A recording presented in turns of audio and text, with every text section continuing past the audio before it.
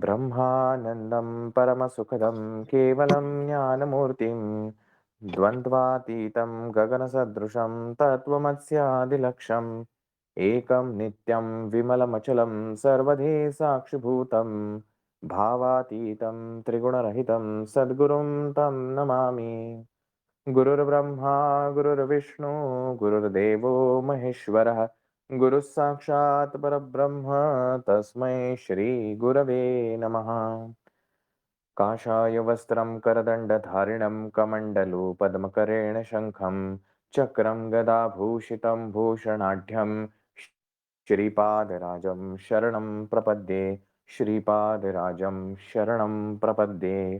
श्रीपादराजं शरणं प्रपद्ये। अवधूत चिंतन श्री गुरुदेव दत्त। अनंत कोटी ब्रह्मांड नायक राजाधिराज योगराज परब्रह्म भगवान श्री स्वामी समर्थ महाराज या दिंडोरी प्रणित मार्गाचे प्रणेते ब्रह्मीभूत परमपूज्य पिठले महाराज सद्गुरू परमपूज्य दादासाहेब तुम्हा आम्हा सर्वांचे श्रद्धेयस्थान प्रातस्मरणीय परमपूज्य गुरुमाऊली यांच्या चरणी आपणा सर्व सेवेकऱ्यांच्या वतीनं त्रिवार मुजरा उपस्थित सर्व सेवेकरी बंधू आणि भगिनींनो, या गुरुचरित्राच्या माध्यमातून हा जो प्रवास आहे प्रत्येक अध्यायगणिक या अध्यायाचा प्रवास करत असताना बऱ्याच गोष्टी शिकायला मिळाल्या, बऱ्याच गोष्टींचं ज्ञान मिळालं आणि ह्या ज्ञानाचा उपयोग करून आपलं वैयक्तिक जीवन कसं चांगलं करता येईल या दृष्टीनं त्याची दिशाही सापडली. आणि असंच आता आपण अध्याय क्रमांक 49 कडे आलेलो आहोत. संपूर्ण गुरुचरित्राचं आख्यान जे नृसिंह सरस्वती आख्यान आहे, जे मूळ चरित्र नायक नृसिंह सरस्वती यांचं आख्यान अध्याय क्रमांक 11 पासून जे सध्या सुरू आहे, ते आता शेवटच्या त्याच्या टप्प्याकडे चाललेलं आहे आणि अशा याच्यामध्ये बऱ्याच गोष्टींची उकल आपल्याला होणार आहे. महाराज कोण? महाराज गाणगापूरला का आले? मग महाराजांचं जे काही कर्म आहे किंवा महाराज कशा पद्धतीनं त्यांची कार्यपद्धती काय आहे? अशा बऱ्याच गोष्टींची उकल येणाऱ्या 2 अध्यायांमध्ये बऱ्यापैकी आपल्याला मिळणार आहे. आणि मग 51 अध्यायामध्ये महाराज आपला अवतार जो आहे तो त्या ठिकाणी संपन्न करणार आहेत. देहानी. महाराजांचं कार्य हे कृतयुगापासून चालू आहे. ते सृष्टीच्या आधीही आहेत, सृष्टीच्या नंतरही राहणार आहेत. त्यामुळे अवताराची समाप्ती ही केवळ लौकिकदृष्ट्या होत असते आणि प्रत्येक शरीराला एक मर्यादा आहे.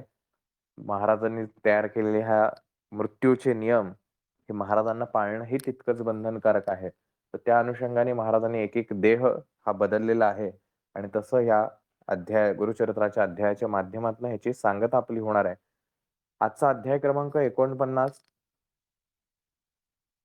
जे आता गुरुचरित्र चालू आहे, त्या गुरुचरित्र ऐकत असताना त्या नामधारकाला पडलेला प्रश्न, की भारतभरामध्ये अनेक हजारो वर्षांपासनं अगदी महाभारत कालीन असू द्या, रामायण कालीन असू द्या किंवा कृतयुगातील असलेले अनेक तीर्थक्षेत्र जे आहेत किंवा काही विशिष्ट ठिकाणाचा खूप मोठा गवगवा आहे, प्रसिद्धी आहे. जसं गयासारखं क्षेत्र असेल, काशी आहे.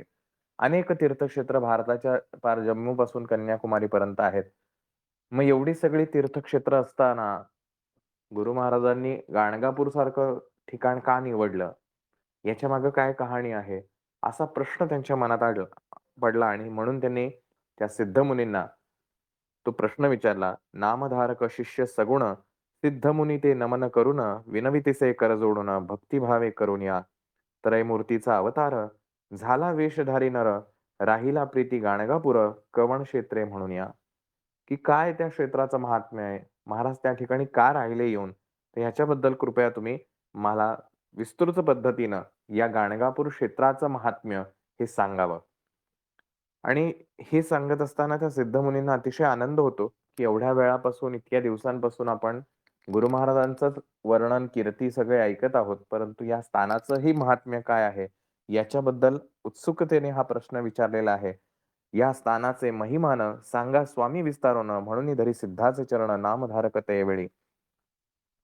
आणि मग महाराजांनी त्या ठिकाणी सिद्धमुनींनी या गाणगापूरचं महात्म्य सांगायला सुरुवात केली आणि अशीच एक महाराजांच्या सानिध्यामधली महाराजांनीच सांगितलेली गोष्ट किंवा ज्ञान हे सिद्धमुनी आता ह्या नामधारकाच्या माध्यमातून आपल्याला सांगते आहेत.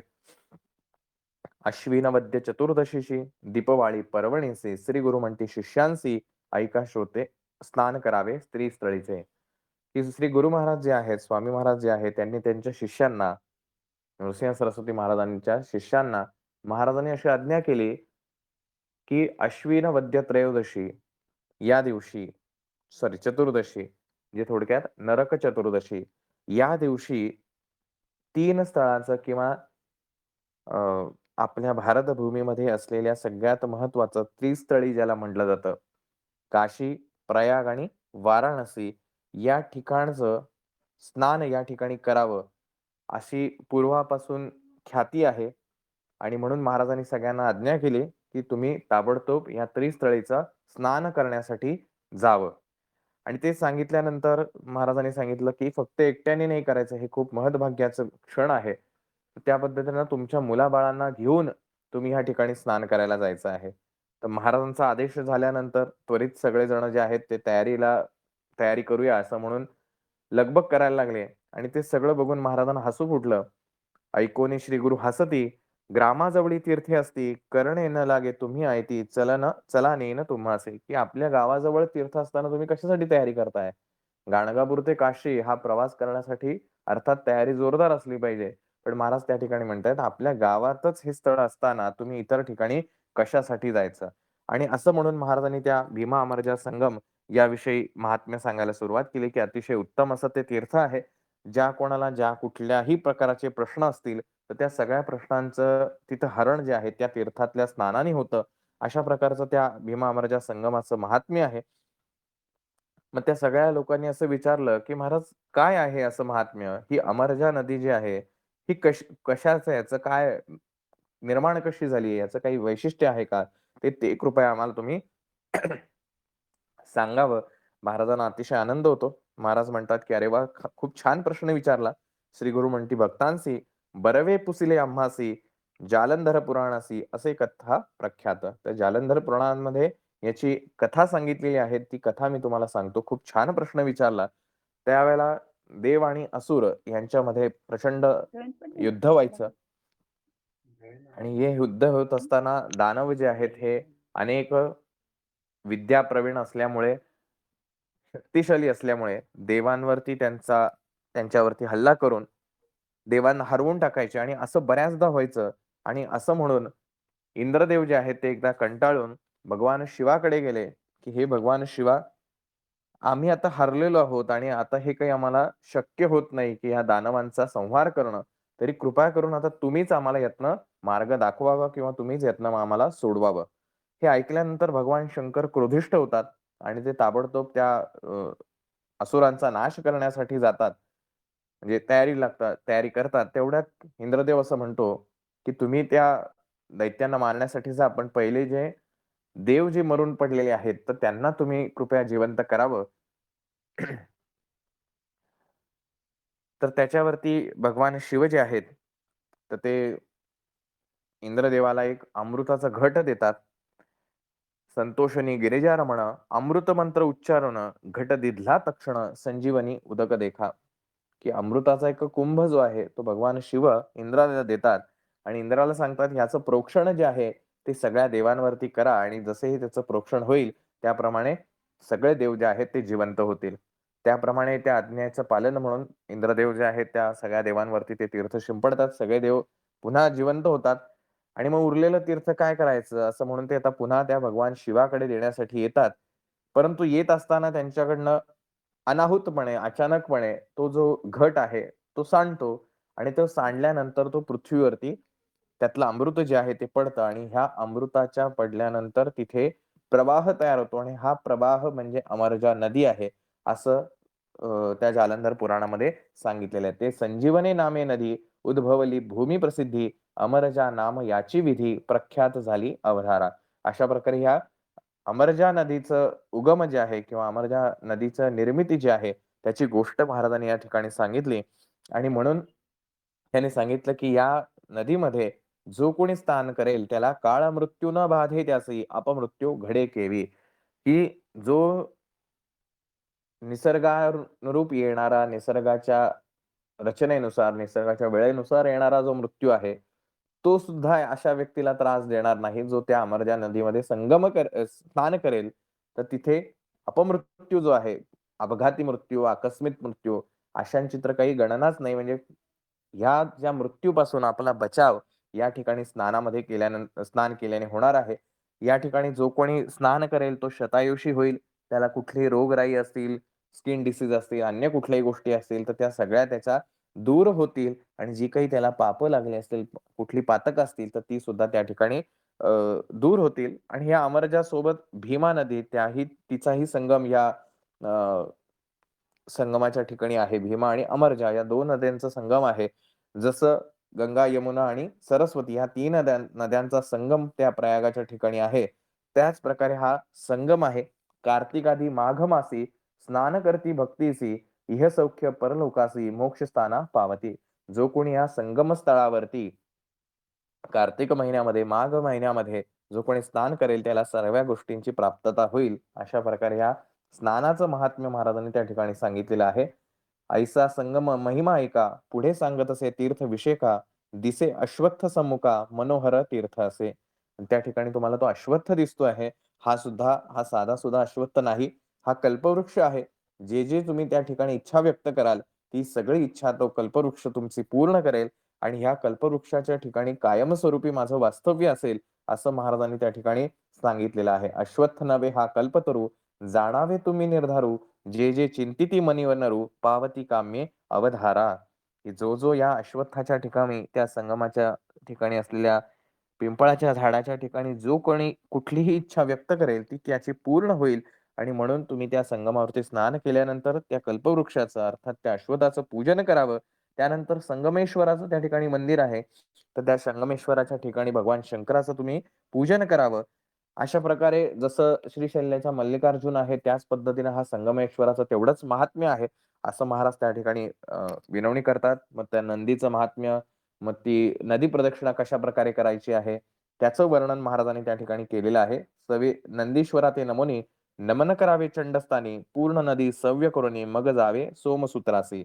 सवेची परतोनी वृषभासी, नमोनी जावे चंडापासी, पुन्हा जावे सोमसूत्रासी, मग जावे येणे विधी प्रदक्षिणा.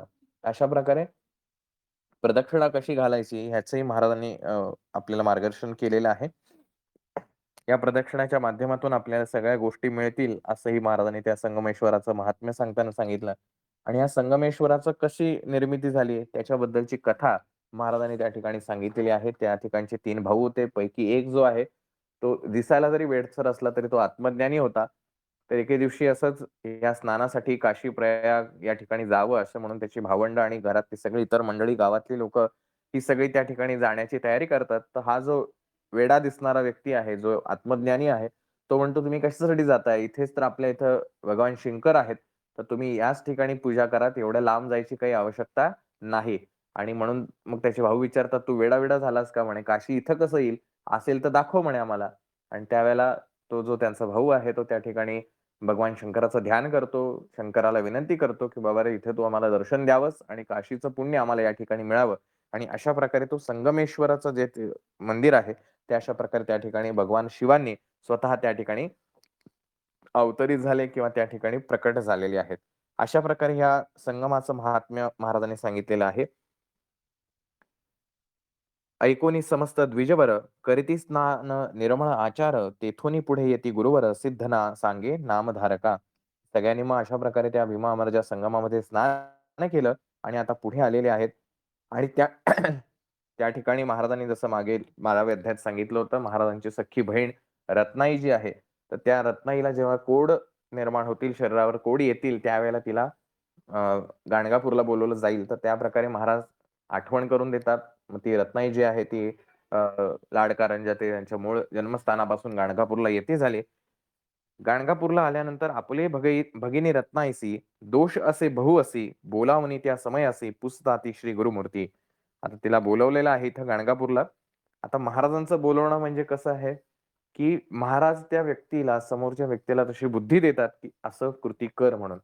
जे आपल्याला असं वाटतं, की आतनं इंट्युशन होतंय काहीतरी, की मला काहीतरी वाटतं हे करावंसं. तर ही जी गोष्ट आहे ते बऱ्याच वेळेला, प्रत्येक वेळेला अशातला भाग नाही, परंतु बऱ्याच वेळेला ह्या गोष्टी ह्या संकेतरूपी असतात. तर तसं त्या रत्नाईला तो संकेत झाला की आपण गाणगापूरला जावं म्हणून आणि ते कोड तिला निर्माण झाले होते तिचे पूर्वजन्मीचे दोष हे खूप असल्यामुळे.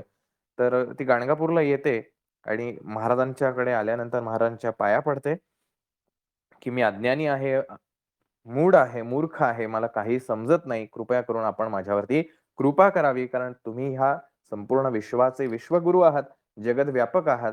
तर कृपया करून तुम्ही मला याचं वर्णन किंवा याच्याबद्दलची माहिती द्या, की माझ्याकडून असे कोणते दोष घडलेले आहेत, ते कृपया तुम्ही मला सांगावे."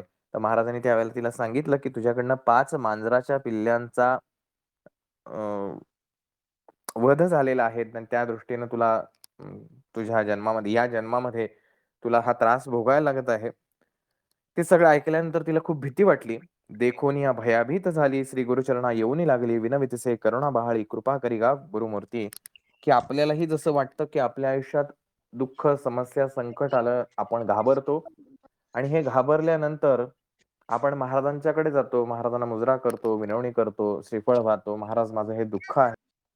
कृपया करून माझं हे दुःख तुम्ही बरं करावं." अशी आपण विनंती त्यांना करतो. तसंच त्या प्रकारे त्या रत्नाईनं महाराजांना ती विनंती केली. परंतु महाराजांनी दिलेलं उत्तर आपल्यासाठी खूप महत्वाचं आहे. "करोनी समस्त पापराशी, तीर्थी जाती वाराणसी, मी आले तुझे दर्शनासी, पापा वेगळे न होईन म्हणूनी." आणि मग महाराज तिला म्हणतात, "श्री गुरु पुसती येसी, तू जर आहे पापराशी, पुढिले जन्मी जरी भोगीसी, तरी कुष्ठ जाईल आता." प्रत्येक गोष्टीचं फळ हे भोगावंच लागतं. भोगल्याशिवाय ती गोष्ट संपत नाही. म्हणून महाराज तिला असं म्हणतात, की या जन्मात जर तुला हे कुष्ट नको असेल, तर तुझं पाप तसंच राहील आणि तुला ते पुढच्या जन्मात भोगावं लागेल. त्याचं स्वरूप वेगळं असेल. या जन्मात कुष्ट आलं, कदाचित दुसऱ्या जन्मात आणखीन काहीतरी वेगळ्या स्वरूपात ते तुला भोगावं लागेल. परंतु ते तुला भोगावंच लागेल. तर तू ठरव तुला काय करायचंय. या जन्मात जे काही कुष्ट मिळालेलं आहे, तो तसाच देह ठेवून जर तुझा मृत्यू झाला, तर ते तुझं पाप संपेल.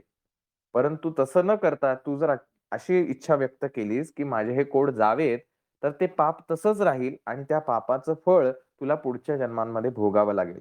आपल्या आयुष्यात आपण बऱ्याचदा ह्या गोष्टी करत असतो, की आजचं मरण आपण उद्यावरती ढकलण्यासाठी सदैव महाराजांकडे येत राहतो. एक खड्डा चुकावा म्हणून महाराजांकडे विनंती करतो. महाराज खड्डा चुकू द्या. महाराज म्हणतात, "ठीक आहे, तुझा जसं इच्छा तसं होईल."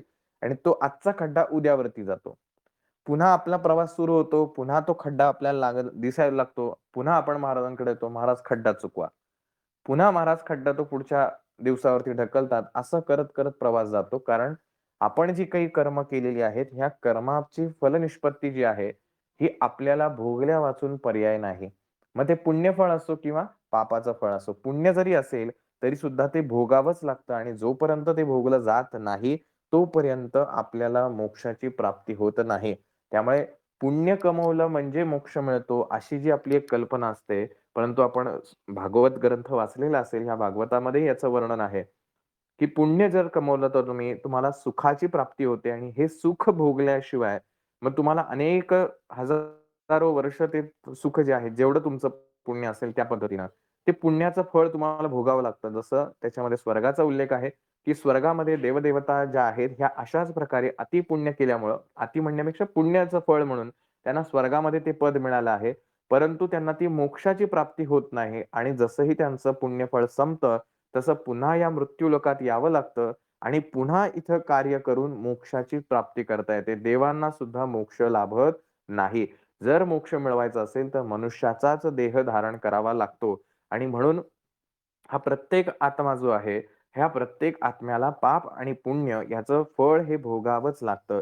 पाप खूप केलं आणि त्याच्या बदल्यात आपण खूप पुण्य बनवलं. बऱ्याच वेळेला आपण असं बघतो, की काही लोकं खूप करप्टेड आहेत. म्हणजे दुष्ट भावनेने पैसा कमवतात आणि दुसरीकडे त्याचं दानधर्म करतात. तर जो काही भ्रष्टाचार करणार आहे, त्याचं फळ निश्चित मिळणार आहे आणि जे काही तुमच्याकडनं तुम्ही दानधर्म करताय, त्याचं फळ पण तुम्हाला मिळणार आहे. दोन्हीही कधीही तुम्हाला एकमेकांना क्रॉस करून किंवा दोघेही एकमेकांना पूर्णतः नील कधी करणार नाहीत. ते कधी शून्य होऊ शकत नाही.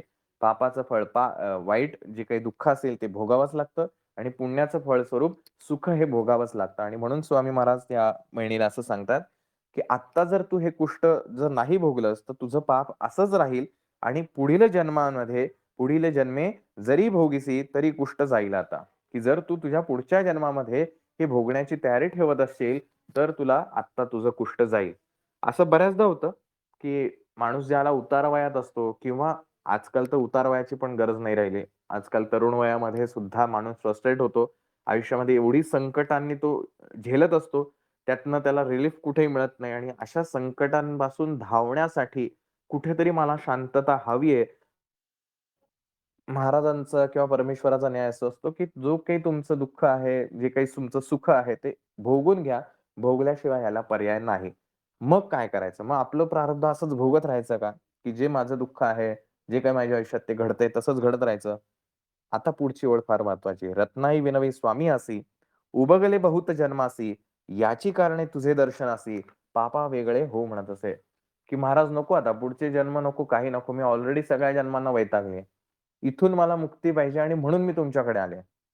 आता पुरे जन्म आपणा, म्हणून धरले तुझे चरणा, याची जन्मी भोगी न जाणा, पापाचे फळ म्हणत असे. म्हणून मला याच जन्मामध्ये भोगायचंय, मला पुढच्या जन्मात काही नकोय.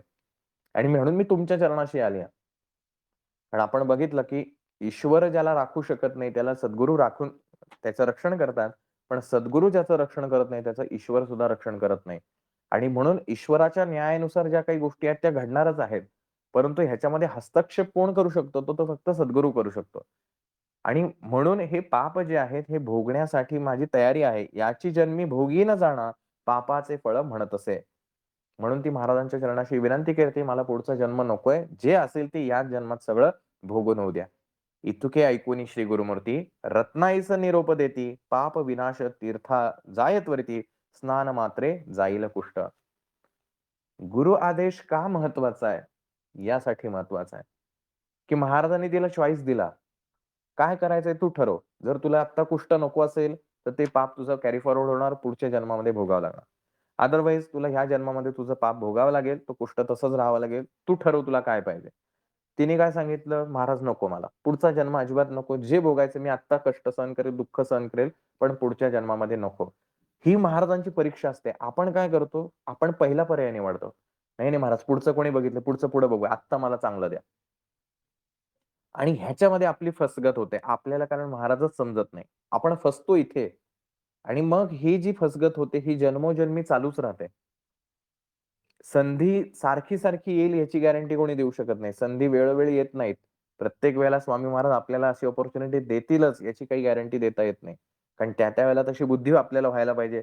त्यावेळेला तसे प्रसंग, परिस्थिती सगळी गोष्ट निर्माण व्हायला पाहिजे.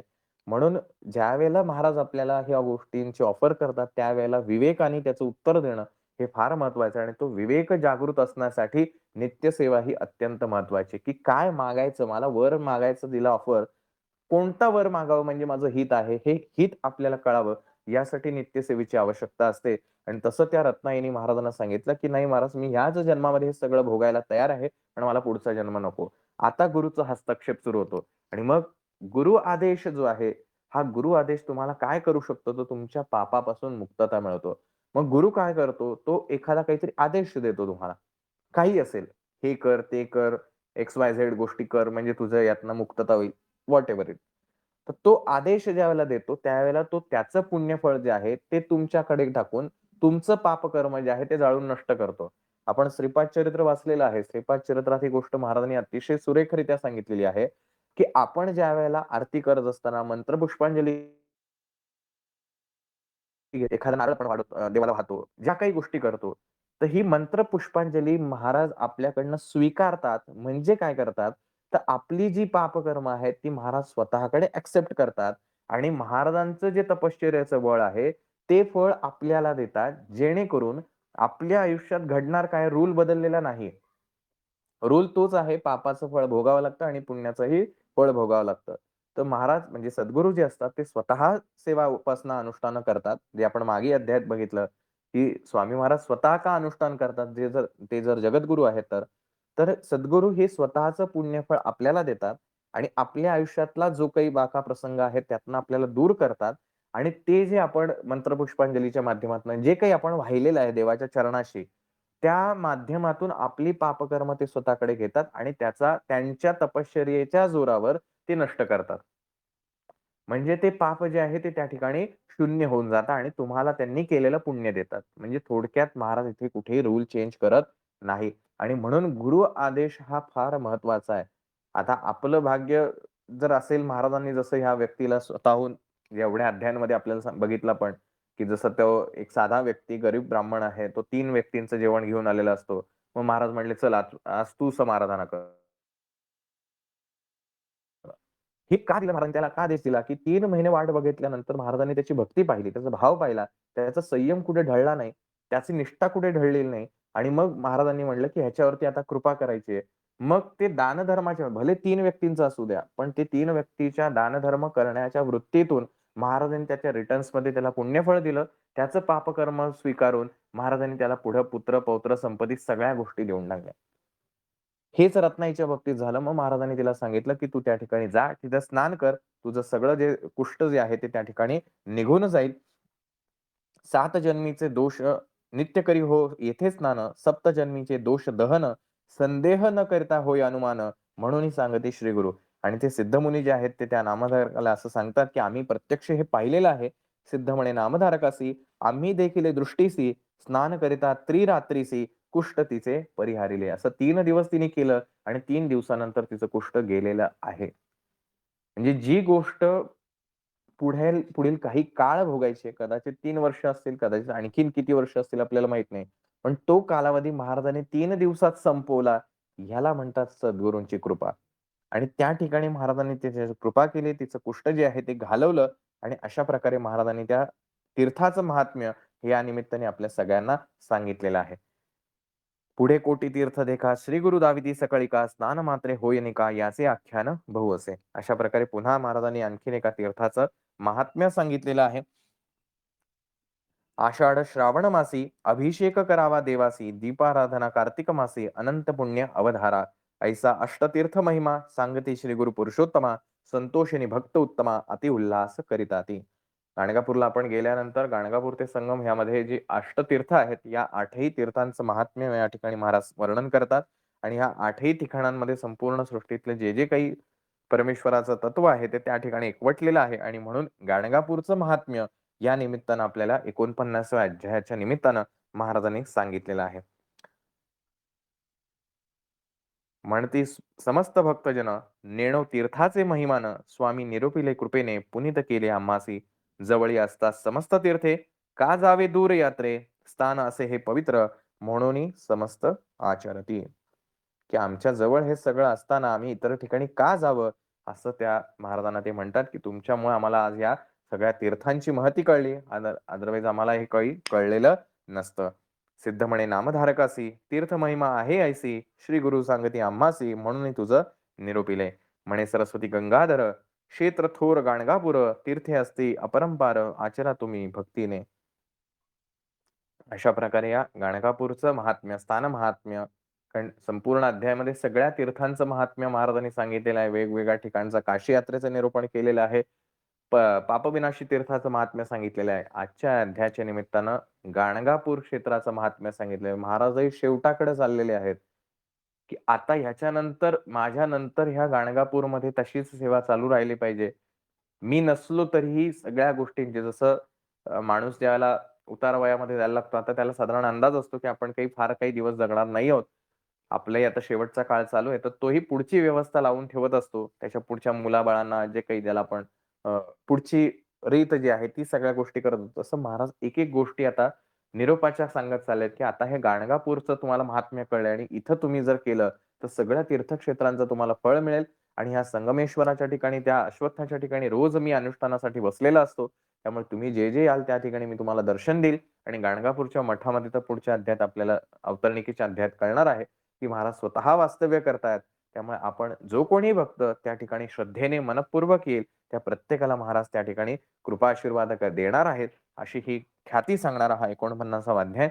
इति श्री गुरुचरित्रामृत सिद्धमुनी शिष्य संवाद बहुत गाणगापूर महात्म्य विख्यात 49व्यात कथियेले. इति श्री गुरुचरित्रामृत परमकथा कल्पतरू श्री नृसिंह सरस्वती आख्याने सिद्धनामधारक संवादे अमरजा संगम गाणगापूर क्षेत्र महिमा वर्णनम नाम 49तमोऽध्यायः. एवढाच अध्याय इथं संपत नाही. जे पिंडी ते ब्रह्मांडी, जे सृष्टीवरती आहे ते आपल्यामध्येही आहे आणि त्याच अनुषंगाने हा संगमाचं महात्म्य महाराजांनी या ठिकाणी वर्णन केलं आहे, की संगमाच्या ठिकाणी ज्यावेळेला तुम्ही मनोभावे एकचित्त भावाने स्नान करता, त्यावेळेला सगळ्या पापातून तुम्ही मुक्त होता, असं महाराजांनी या ठिकाणी म्हटलेलं आहे. मग हा संगम जो आहे, हा आपल्याकडे पण आहे. आणि या संगमाच्या ठिकाणी जो स्वामी महाराजांचं ध्यान करेल, तो सगळ्याच गोष्टींपासून मुक्त होईल. मग पाप असो अथवा पुण्य असो. आणि हे संगम म्हणजे आपलं आज्ञाचक्र. आपण ज्या ठिकाणी गंध लावतो, त्या ठिकाणी ज्याला आपली संपूर्ण शरीरातली प्राणशक्ती एकवटली जाते, त्यावेळेला जो संगम साधला जातो, तिथून आज्ञाचक्र भेदातला एक श्लोक सत्वर म्हटला. त्या क्षणी माणूस व्यक्ती जो आहे, समाधी अवस्था प्राप्त करतो. समाधी याचा अर्थ थोडक्यात मोक्ष. ते आत्मज्ञानाची प्राप्ती होते आणि त्याच्यानंतर उरतो तो केवळ शरीर आणि प्रवास. कारण आत्मा ऑलरेडी मुक्त झालेला आहे. आपल्याला वाटतं मुक्त म्हणजे माणूस मेल्यानंतर मोक्ष होतो. अजिबात नाही. माणूस मरणं किंवा व्यक्ती मरणं ही फक्त एक कृती आहे, एक घटना आहे, एक प्रसंग आहे. ह्याच्या पलीकडे काही नाही. माणूस मेला म्हणजे मोक्ष नसतो. जिवंतपणे मोक्ष भोगता येतो, अनुभवता येतो. जे अनेक संत मंडळींनी आपल्याला सांगितलेलं आहे. ज्ञानेश्वर माऊलींनी सगळं त्यांचं कार्य संपल्यानंतर जेव्हा सगळ्यांना सांगितलं, की आता माझी निरोपाची वेळ झाली आहे. म्हणजे काय केलंय, की महाराजांनी ज्ञानेश्वर माऊलींनी सांगितली गोष्ट, की हा चॉईस माझा आहे. हा देह जो आहे, हा देह माझ्या हातात आहे. स्वामी विवेकानंदांच्या बाबतीत तीच गोष्ट झाली, की जेव्हा त्यांचं शेवटचा जो कार्यकाळ आहे, त्या काळामध्ये त्यांना इतकी ओढ लागली या सगळ्या गोष्टीची, की ऑलरेडी आता जे कार्यासाठी आपण या पृथ्वीवरती जन्म घेतला होता, कारण ह्या आत्म्याला त्याची जाणीव असते. हे सगळे आत्मज्ञानी असे असलेले आत्मे आहेत. आपल्यासारखे पापी किंवा अज्ञानी व्यक्ती नाही आहेत. तर त्या शेवटच्या काही काळांमध्ये स्वामी विवेकानंदांनी ह्या गोष्टींची जाणीव होऊन ते सतत ध्यानमग्न राहायला लागले आणि हळू करून त्यांना माहीत झालं आता आपला कार्यकाळ संपलेला आहे किंवा स्वामी विवेकानंदांचे गुरु जे आहेत रामकृष्ण परमहंस यांचं म्हणजे यांच्या ज्ञानाविषयी किंवा ह्यांच्याबद्दल बोलण्याची आपली पात्रता सुद्धा नाही. आणि ते आत्मज्ञानी होते. परंतु एक गोष्ट अशी व्हायची, की ते जेवणासाठी, भुकेसाठी खूप आतुर असायचे किंवा उत्सुक असायचे. तर त्यांची पत्नी जी आहे शारदा माता, तर ही शारदा माता एकदा त्यांना असं म्हणली, की म्हणे तुम्ही एवढे आत्मज्ञानी आहात, एवढं सगळं तुम्हाला या विश्वाचं, परब्रह्माचं ज्ञान आहे आणि एका छोट्याशा त्या अन्नासाठी तुम्ही केवढे अगदी लहान बाळासारखे हटून बसता, हट्ट धरता. हे एवढं कशासाठी? म्हणजे एवढं तुम्हाला आत्मज्ञान आहे, तर हे कशासाठी चालू आहे? तर त्यावेळेला रामकृष्ण परमहंसांनी तिला शारदा मातेला सांगितलं, की ही एक फक्त गोष्ट आहे ज्याच्यामुळे मी ह्या देहामध्ये अडकून आहे. ही जर गोष्ट सुटली, तर मी हा देह काही ठेवत नाही. म्हणजे देह ठेवून देईल आणि मी मुक्त होऊन जाईल. परंतु माझं कार्य अजून बाकी आहे आणि त्यासाठी मला काहीतरी एक म्हणजे जसं आपण ते जहाज असतं किंवा बोट असतं, ते खुंट्याला बांधून ठेवलेली असते, की त्याच्यामुळे ती जहाज समुद्रात जात नाही. तसं या एका गोष्टीमुळे मी या देहात अडकून आहे. कारण माझं कार्य बाकी आहे. ज्या दिवशी ही गोष्ट माझ्याकडनं सुटेल, तू समजून जा, की माझा शेवटचा क्षण आलेला आहे. आणि मग ज्या दिवशी स्वामी रामकृष्ण परमहंसांनी समाधी घेतली, त्याच्या 3 दिवस अगोदर त्यांनी अन्न-पाणी सोडलं आणि शारदेला ती गोष्ट समजून आली, की ज्या अर्थी यांनी अन्न-पाणी सोडले, त्या अर्थी आता यांचा अंतिम काळ आहे किंवा ते आता हा देह सोडणार आहेत. हे आत्मज्ञान आहे. आणि हे आत्मज्ञान असताना सुद्धा हा मोक्ष जगत असताना देह जो आहे, हा देह काम करत असतो. सगळ्या गोष्टी प्रॅक्टिकल जगातल्या सगळ्याच गोष्टी करत असतो. जसं रेल्वेमध्ये आपण बसल्यानंतर आपल्याला काहीच करावं लागत नाही. आपण आपलं मस्त एन्जॉय करत असतो.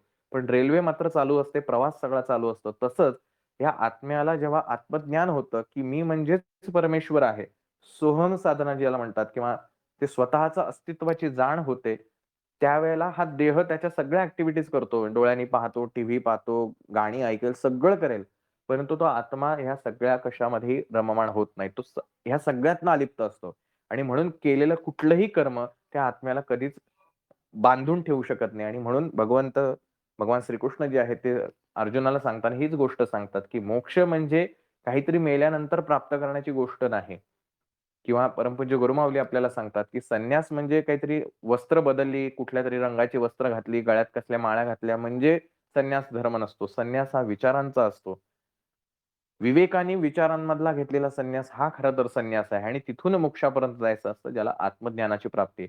आणि असा तो आत्मज्ञानाचा मार्ग ह्या संगमाच्या स्थळी आहे, अर्थात आपल्या आज्ञाचक्रापर्यंत आहे. आणि म्हणून हे आज्ञाचक्रामध्ये एकवटणं आपण जे ध्यानधारणा शिकवतो किंवा सांगितली जाते, त्यावेळेला असं आपण म्हणतो, की आपण ह्या आज्ञाचक्रावरती आपलं लक्ष केंद्रित करावं. प्रचंड शक्तिशाली असं हे चक्र आहे, की जिथे जर आपलं ध्यान जमलं, आपल्या आयुष्यात कशाचीच कमतरता नाही. तुम्हाला जे हवंय ते तुमच्या आयुष्यात प्राप्त करता येईल. तुम्हाला सगळ्या सिद्धींची प्राप्त होते, परंतु तुम्ही त्या सिद्धीमध्ये अडकत नाही. बऱ्याचदा ध्यानधारणा करताना अनेक जण सांगतात, "आम्ही ध्यानाला बसलो, की आम्हाला वेगवेगळ्या देवी-देवतांची दर्शन होतात, कोणाचे आवाज ऐकायला येतात." ह्या सगळ्या फसव्या गोष्टी आहेत. ह्याच्यात अडकायचं नसतं. कारण ह्या अगदी प्रायमरी स्टेजला घडणाऱ्या गोष्टी आहेत आणि म्हणून ध्यान जे आहे ते फक्त परमेश्वरी शक्तीचं करायचं असतं. कुठल्याही रूपाचं ध्यान करायचं नसतं. परंतु त्याची सुरुवात मात्र आपण जे म्हणतो, की डोळे बंद केल्यानंतर स्वामी महाराजांची मूर्ती समोर आणा, तसबीर समोर आणा. कारण सगुणाकडूनच निर्गुणाकडे जाता येतं. आणि हा संगम जसा भीमाअमरजा संगम आहे, तसा संगम आपल्याही ठिकाणी आपल्याला करता येतो. ठाईचं बैसोनी करावे एकचित्त, आवडी अनंत आळवावा. की आपण ज्या ठिकाणी आहोत, जसं स्वामी महाराजांनी सांगितलं, की कशाला त्या प्रयाग आणि काशी आणि या तीर्थस्थळी जाताय. इथं आपल्या गाणगापूर सारख्याच ठिकाणी एवढं महान तीर्थक्षेत्र आहे, की तिथे तुम्हाला काशीसारखंच फळ मिळणार आहे.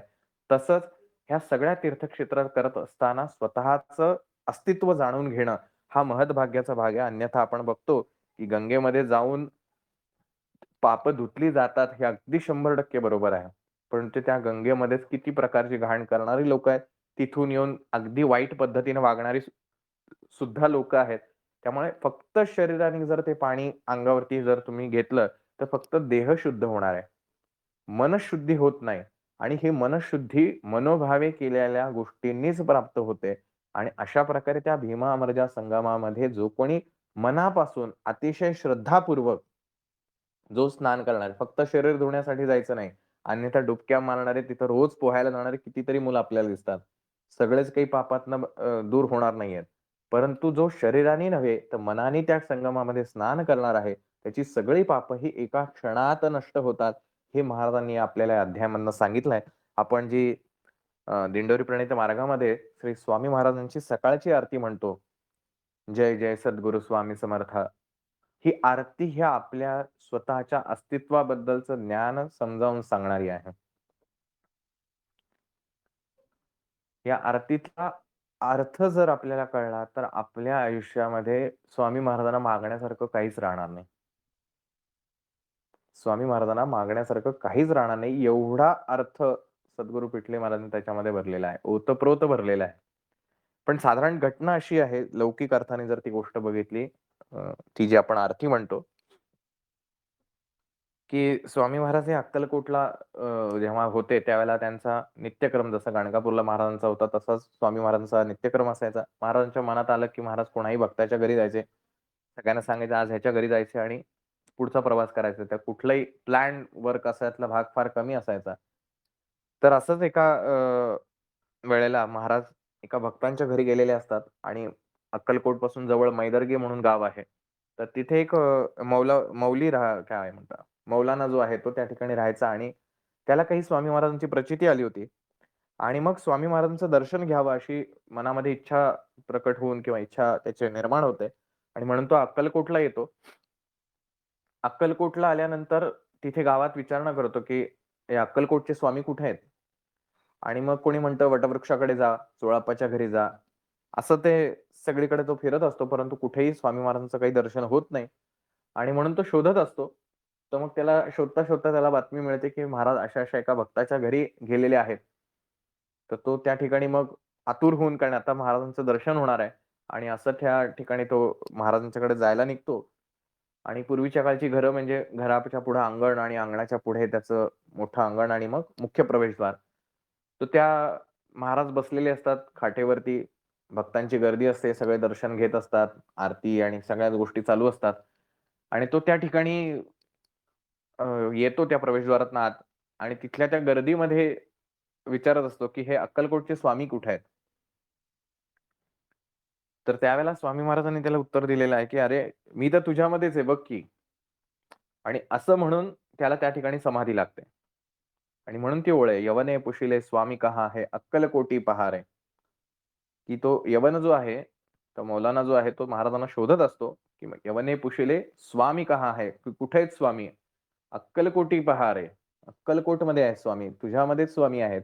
आणि ज्या क्षणी त्याला ती उपरती होते किंवा त्या गोष्टीचं ज्ञान प्राप्त होतं, त्या क्षणी त्याला समाधी अवस्था प्राप्त होते आणि ती समाधीतनं जसाही तो बाहेर येतो, महाराज म्हणतो, "महाराज, धन्य झालो. आजपासून मी तुमचा शिष्य झालो.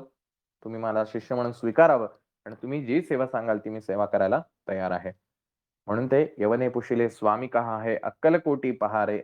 ही जी पूर्ण ते प्रत्येक ओळ जी आहे त्या "अघटित लीला तव चरणांची वर्णाया मती देया रे." अघटित म्हणजे काय? घटित याचा अर्थ जी काही प्लॅन असतं म्हणजे आपण रात्री झोपलो की आपण सकाळी उठणार आहे. सकाळी उठल्यानंतर आपलं रोजचं दिनक्रम आहे. आपलं पूर्ण शेड्यूल हे दिवसभराचं ठरलेलं असतं. इतक्या वर्षांपासून आपलं चालू असतं ते. ज्याला घटित कर्म म्हणजे जे घडणार आहे. माहिती आहे आपल्याला माहिती असतं, की इतक्या वाजता आपल्या मुलाची शाळा आहे. इतक्या वाजता ही गोष्ट होणार आहे. अघटित लीला तव चरणांची वर्णाया मती देया रे, की महाराज तुमच्या ज्या लीला आहेत, ह्या अशा आहेत, की ज्याची बुद्धीच्या कुठल्याही लॉजिकमध्ये ते बसतच नाही, की हे कसं झालं? नाही माहिती. झालं एवढं खरं. ते शंकरराव महाराजांकडे येतात. ब्रह्मसंबंधाची बाधा आहे. म्हणजे थोडक्यात भूत-प्रेत बाधा आहे आपण असं समजूया. त्या भूता-प्रेताची बाधा झालेल्या व्यक्तीला महाराजांनी काय सांगावं? कडुनिंबाचा पाला खा. 10 दिवसात बरं होईल. काय संबंध आहे याचा? काहीच नाही. अघटित लीला तव चरणांची. पण तत्पूर्वी महाराजांनी केलेली कृती आपल्याला माहिती आहे. महाराज त्या त्या ठिकाणी जातात, त्या खाटीमध्ये झोपतात. मग त्याला सांगतात ते दर्ग्यावरती चादर चढव. या कृतीतून महाराजांनी ऑलरेडी जे करायचं ते करून झालेलं आहे. आता फक्त शेवटचं त्याच्याकडनं काही गोष्टी करायला सांगितल्या. तेवढं कर, तुझं काम झालेलं आहे ऑलरेडी, पण तरी तू कर. कारण त्याला श्रद्धा बसली पाहिजे. अदरवाईज चमत्काराच्या पाठीमागे धावतील. जे आपण दिंडोरीपणित सेवा मार्गाचं मुख्य गोष्ट सांगतो, की सेवा करा आणि मेवा खा, की तुम्ही करा. तुम्ही महाराजांकडे आलात याचा अर्थ तुमचं काम झालेलंच आहे. पण तुम्हाला त्या चमत्कारातून बुवाबाजी वाढू नये. यासाठी आपल्याला कर्म करणं हे क्रमप्राप्त आहे. आणि म्हणून मग महाराजांनी त्याला सांगितलं, अशा-अशा प्रकारचं औषध खा म्हणजे तुझा आजार बरा होईल. असं औषध खाऊन जर भूत-प्रेत गेलं असतं तर किती बरं झालं असतं. याला म्हणतात अघटित लीला तव चरणांची. त्या तात्या महाराजाचा जो मृत्यू आहे, महाराज म्हणले, "अरे हा माझा भक्त आहे, जा त्या बैलाकडं." बैल मृत्यू पावला, त्याला मुक्ती दिली.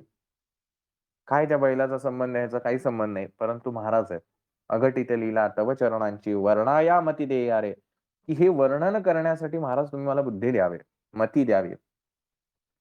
हे खरं तर करूच शकत नाही वर्णन. पण तरी महाराजांनाच कारण शेवटी महाराजांचं वर्णन महाराजांशिवाय दुसरं कोणीच करू शकत नाही. आणि म्हणून महाराजांना ती विनंती आहे, की "अघटित लीला तव चरणांची वर्णाया मती देया रे. जय जय सद्गुरु स्वामी समर्था." महाराज तुम्ही सद्गुरू आहात आणि सद्गुरू हा कृपेचा सागर आहे. सदैव भक्तांवरती कृपा बरसणारा असा हा सद्गुरूचं रूप आहे आणि म्हणून महाराज आम्ही तुमच्याकडे आलेलो आहोत. आणि आम्हाला माहित नाही कुठे आहेत, काय आहे. तुमच्या लीला अजब आहेत. आम्हाला त्याची बुद्धी नाही तेवढं सांगण्याची. आणि "यवने पुशिले स्वामी कहा है." त्या अक्कलकोटमध्ये आम्हाला पाहायला शिकवा. कशाप्रकारे पाहायचं? आम्ही चाललो त्या सोलापूरच्या अक्कलकोटकडे. अर्थात तिथे महाराजांची समाधी आहे, महाराजांचं वास्तव्य आहे, चैतन्य शक्ती आहे, सगळंच मान्य आहे. परंतु ते फक्त एकच स्थान म्हणजे महाराजांचं वास्तव्य नाही. हे महाराजांचं वास्तव्य 24 तास आपल्या सोबत आहे. एकम नित्यम विमलमचलम सर्वधी साक्षीभूतम. आपण जे पहिल्यांदा महाराजांचं स्तवन घेतो त्याच्यामध्ये हे म्हणतोय, की प्रत्येक क्षणी तुम्ही माझ्यासोबत आहात. आणि हे साक्षीत्व जे आहे ह्याचा भाव जर आपल्याला कळला, हा साक्षभाव इतका महत्वाचा आहे, की हे जेव्हा त्याची जाणीव होणार आणि हे फक्त ज्ञानातूनच होऊ शकते. जसं एखाद्या आंधळ्याला तुम्ही जर सांगितलं, "बघ ते सूर्याचं तेज किती आहे?" तर तो काय म्हणणार, "मला थोडी कळतंय सूर्याचं तेज काय?" म्हणून त्या आंधळ्याला दिसत नाही म्हणून सूर्य नाही असं होत नाही. तसं आपण अज्ञानी आहोत. आपल्याला माहीत नाही स्वामी महाराज आपल्यामध्येच आहेत. तेच कार्य करतायत. आपण काहीच करत नाही. हे आपल्याला कळत नाही कारण आपण आंधळे आहोत. आपण अज्ञानी आहोत. परंतु कार्य तर महाराजच करतायत. मग हे ज्यावेळेला काय म्हणूया आंधळेपण जाणार आहे, त्यावेळेला आपल्याला कळणार आहे इतके दिवस तर हेच चालू होतं. मग हे आंधळेपण कशाने जाऊ शकतं? तर ते फक्त ज्ञानाने जाऊ शकतं. आणि हे ज्ञान महाराज तुम्ही आम्हाला द्यावं यासाठी आम्ही हे सगळं करतोय. जाणसी मनीचे ही जी ओवी आहे. की माझ्या मनातलं महाराज सगळंच तुम्हाला माहिती आहे. मग कशाला परीक्षा बघायची? आणि म्हणून ही स्वामी महाराजांची जी आरती आहे सकाळची, दत्त महाराजांची सकाळची आरती आहे, अतिशय आपल्या आयुष्याला दिशा देणारी आहे. एवढंच आत्ता फक्त आपण सांगू शकतो. हे ज्याला कळलं, त्याला ह्या दिंडोरीपर्यंत आरत्यांचं महत्त्व कळलं. आरत्या ह्या फक्त ओरडून म्हणण्यासाठी, मोठमोठ्याने म्हणण्यासाठी, मोठेपणा मिरवण्यासाठी नाही आहेत. या आरत्या स्वतःला अंतर्मुख करण्यासाठी आहेत. कारण हे अंतर्मुख जोपर्यंत होणार नाहीत, तोपर्यंत स्वामी महाराज आपल्याला समजणार नाहीत आणि जोपर्यंत स्वामी महाराज समजणार नाहीत, तोपर्यंत आपण फक्त शरीराने महाराजांच्या सोबत राहू. तेही कशाच्या? फोटोच्या, मूर्तीच्या किंवा अन्य कशाच्या. म्हणून ज्यावेळेला आपण असं म्हणतो, की माझ्या आयुष्यात एवढे अनुभव आहेत, पण आजही माझ्या आयुष्यात संकट आहे. याचाच अर्थ अजूनही आपण महाराजांना समजू शकलो नाही. तर आपण प्रसंगानुरूप फक्त गोष्टी पाहतोय, की कर्ज घ्यायची वेळ आली, की बँकेत जा, कर्ज फेडायचं, विषय संपला. परत बँकेकडे जायचं नाही. पुन्हा ज्यावेळेला कर्ज लागेल, तेव्हा बँकेत जायचं किंवा डॉक्टरकडे. गरज लागली तरच फक्त डॉक्टरकडे. पण डॉक्टर जे सांगतोय आहे, की "अरे तुमचं लाईफस्टाईल मेंटेन ठेवा, तुमचं डायट मेंटेन ठेवा. तुम्हाला माझ्याकडे यायचीच गरज पडणार नाही." नाही, नाही. तेवढंच सोडून बोला डॉक्टर साहेब. आम्ही गोळ्या खायला तयार आहोत. तसंच आपलं होतं. आपण स्वामी महाराजांच्या रोज सानिध्यात आहोत, तरी सुद्धा स्वामी महाराजांच्यापासून दूर आहोत. विचार करा या गोष्टींचा. आणि म्हणून त्या स्वामी महाराजांच्या आरतीमध्ये शेवटी ओळ म्हणले, की "महाराज तुमच्या चरणांपासून आम्हाला अंतर देऊ नका." आता हे चरणांपासून अंतर म्हणजे जे काही महाराजांचे चरण तिथं समोर ठेवलेले आहेत, त्याच्यापासून अंतर आहे का? की महाराज आम्हाला आता केंद्रातनं हलवूनच देऊ नका. आम्ही घरी जाणारच नाही. इथंच बसून राहतो. असं अंतर म्हटलंय का? नाही. हा जो सहवास आहे, हा सहवास 24 तास आमच्या सोबत आहे याची जाणीव आम्हाला अशी करून द्या, की जेणेकरून आम्हाला कधीही तुमचा विरहच जाणवणार नाही. आपण रोज सकाळी, दुपारी, रात्री झोपल्यानंतर श्वास घेतो. पण त्याची जाणीव आहे का आपल्याला? नाही. ही जाणीव कधी होते? ज्यावेळेला आपण खूप धावून येतो, काहीतरी धावपळ करतो, मग धाप लागते, मग आपण जोरजोरात श्वास घेतो. खूप आनंद होतो, त्यावेळेला एक्साईट होतो, त्यावेळेला श्वास वाढतो. दुःखात जातो, त्यावेळेला श्वास मंदावतो किंवा प्राणायाम, योगासनं करतो, त्यावेळेला श्वास घेतो. त्यावेळेला आपल्याला श्वास घेतोय, सोडतोय याची जाणीव होते. तसंच आपल्या आयुष्यात स्वामी महाराज प्रत्येक क्षणाला आहेत, पण त्याची जाणीव आपल्याला होतीये का? नाही होत आहे. मग ही जाणीव कधी होते? ज्यावेळेला आपण दुःखात येतो आणि मग या दुःखातून आपण बाहेर पडतो, "हां, स्वामी महाराज आहेत बरं का तुम्ही." मग ही जाणीव आपल्याला 24 तास राहावी, ही स्वामी महाराजांना आपण त्या आरतीमध्ये महाराजांना म्हटलेलं आहे. त्यामुळे या प्रत्येक आरतीमध्ये अगदी "ओवाळू आरती श्री गणपती ओंकारा" इथून जे प्रत्येक शब्दागणे किंवा अगदी भूपाळी आरती जागृत होई आत्मया रामा, अनामा सचित सुख घनधामा. एकच ओळ जरी बघितली तरी आपल्या आयुष्यातले प्रश्न बऱ्याच अंशी आपल्याला काय करायचंय महाराजांकडे एवढं कळेल. आपल्याला वाटतं आपण सकाळी 8 वाजता महाराजांना उठवायला आलो. महाराज झोपतही नाही आणि तेवढे पण म्हणजे माझ्यासारखे नाहीत सकाळी 8 वाजता उठायला. जागृत होई आत्मया रामा हा शब्दच इतका महत्वाचा आहे. कोणाला जागं करायचंय, ते पहिलं समजून घ्या. मग ओरडून म्हणायला सुरुवात करा. आपण जेवढं ओरडणार तेवढ्या त्या आत्म्यारामापासून दूर-दूर जाणार आहे. मनापासून शांततेमध्ये जागृत होई आत्मया रामा एवढं शांतपणे म्हणता येतं की? नाही, आम्हाला ओरडण्याशिवाय जमतच नाही. आपलं लक्ष घड्याळाच्या काटांकडं, तो आरती ओवाळणारा कसा ओवाळतोय, मग ते काय करतोय, ह्या सगळ्या गोष्टींमध्ये आपण अडकलोय. असो या फारशा गोष्टींमध्ये म्हणजे आणखीन सांगायला गेलं तर खूप आहे. या प्रत्येक आरतीमध्ये अर्थ सामावलेला आहे. म्हणजे आपण असं म्हणूया, की हे जे आत्ता आपण 50 दिवस गुरुचरित्र ऐकतोय, ह्या सगळ्या गोष्टींचं सार फक्त त्या भूपाळी आरतीमध्ये आणि उरलेल्या आरत्यांमध्ये. म्हणून गुरुमाऊली जे म्हणतात, की दिंडोरी प्रणीत आरत्यांवरती जर अभ्यास करायचं ठरवलं, तर एक-एक वाक्यांवरती पी करावी लागेल. एवढं ज्ञान त्याच्यामध्ये सामावलेलं आहे. पण हे ज्ञान समजण्यासाठी त्याची लालसा निर्माण होणं, ज्याला अ, भाषा म्हणजे आध्यात्मिक भाषेमध्ये तितिक्षा निर्माण होणं असं म्हणतात. ती इच्छा निर्माण होणं, की मला हे समजून घ्यायचंय, मला हे शिकायचंय, मला हे करायचंय. श्रवण, मनन, निधिध्यास हा एवढाच मार्ग आहे ज्ञान मिळवण्याचा, की ऐका, त्याच्यावर चिंतन करा आणि सेल्फ प्रॅक्टिस. त्याच्यावरती काम करायला लागा. ह्या 3 गोष्टी जर आपण नियमित करत राहिलो, तर आपल्याला ज्ञानाची प्राप्ती होते. अर्थात हा ज्याचा त्याचा वैयक्तिक विषय आहे. परंतु या गाणगापूरच्या महात्म्य महाराजांनी आपल्याला या ठिकाणी सांगितलेलं आहे. जो कोणी त्या संगमाच्या ठिकाणी जाईल, त्याप्रकारे त्याला प्रत्येकाचं दुःख दूर होणार आहे. त्या रत्नाईला जसं महाराजांनी सांगितलं त्याप्रकारे पाप आणि पुण्य हा खेळ चालूच राहणार आहे. याच्यापासून कुणालाही पळून जाता येणार नाही, लांब जाता येणार नाही. त्यामुळे आपण आपलं आयुष्य कसं जगायचं, तो मार्ग आपल्याला निवडायचा आहे. त्याचं साधन जे आहे, कुठल्या साधनाचा वापर करायचा, गाडीतनं जायचं, टू व्हीलरवर जायचं, चालत जायचं, विमानाने जायचं, हाही ज्यानी त्याने ठरवायचा विषय आहे. अंतिम ध्येय सगळ्यांचं एकच आहे आणि त्या ध्येयापर्यंत जी संत मंडळी गेली आहेत, त्या संत मंडळीच्या मार्गाने जावं. अवधूत चिंतन श्री गुरुदेव दत्त.